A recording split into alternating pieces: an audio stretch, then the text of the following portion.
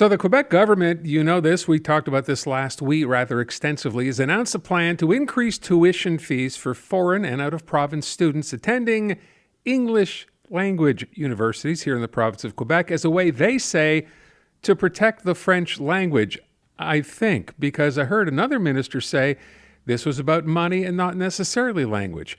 Graham Carr is president and vice-chancellor of Concordia University, one of the schools that would be affected by this. He is on the line.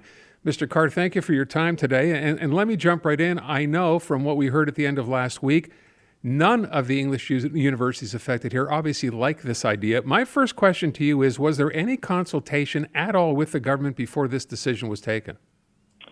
So the short answer to that, Aaron, is no.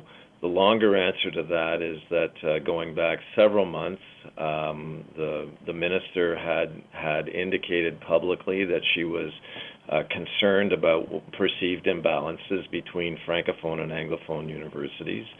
We had, and by we I mean all three universities, met together and individually with her to share our view that we all recognize the importance of protecting and promoting the French language in Quebec, including in our own universities, that we were already working on that and willing to do more. And that was the thread of the conversation that we had in my case, with the minister earlier in the summer.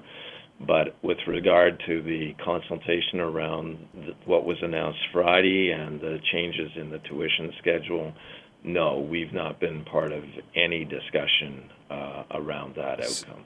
I've been using myself right, left, and center as the example for this. I moved here as a teenager, chose to study at Concordia, stayed, improved my French, worked for a French newspaper even. And I am by no means alone in this. I know many people who did the same thing. So we're talking 31% of Concordia's student population comes from outside of Quebec. $110 million was the amount that the minister was throwing around. This would be financially devastating, I imagine, for Concordia. And they're talking about those funds being invested in French universities instead. Do you think this is really about language or money? Well, I think I think it's a bit of both.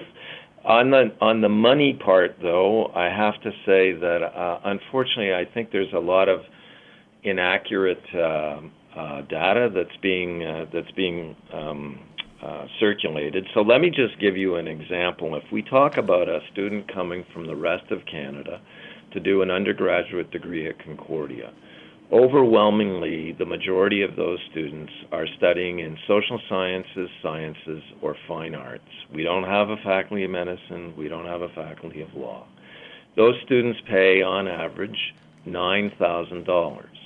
Unlike what has been said frequently by some of the advocates for the policy change, that $9,000 is more, not less, than what they would be paying if they were to stay in their home province. It's above the national average. But it's also interesting, Natasha and Aaron, to understand what happens to those $9,000 that a student from the rest of Canada pays.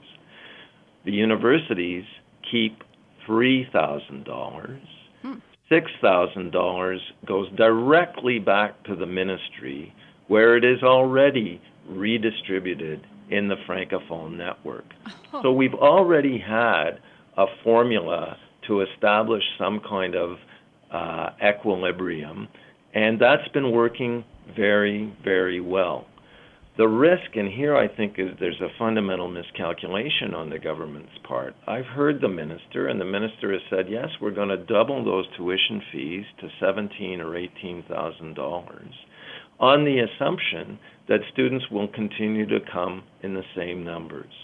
They won't, because at $17,000 or $18,000, that amount of funding is far off the market reality for students in sciences, social sciences, or fine arts elsewhere in Canada. And like everything else, there's a price point to education. There's an affordability issue. And the concern here is that students will not come. The paradoxical effect of that is, instead of generating more money to redistribute into the Francophone network, there will actually be less money because there will be fewer students. Well, let me ask this then, if I can take that equation to the next level then. In the case of Concordia, and I imagine the same would apply, perhaps even more so at Bishop's, but in the case of Concordia, what would that, assuming we're going to get fewer students, what would that do financially to the university? Well, I'll say, Aaron, at this point, as you can imagine, we're trying to run a number of scenarios. So we learned about this Friday at the same time you did, and by the way, the details with respect to international students are still not finalized.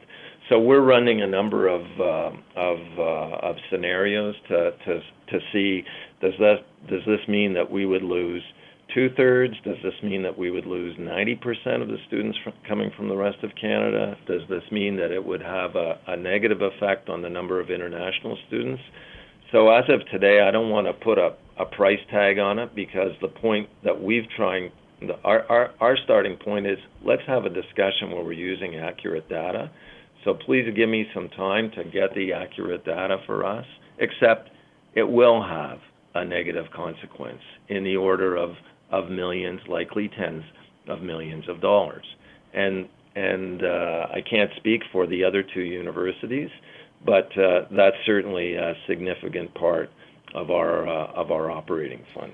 One of the questions I got asked over the weekend, and everywhere I went, everyone was talking about this. But someone had said, well, doesn't this then open up a whole lot more spots for Quebec students? Wouldn't that offset some of the financial strain? And I said, I don't think it works that way. But let me ask you, is that a possibility that more Quebec students would get spots and contribute financially then?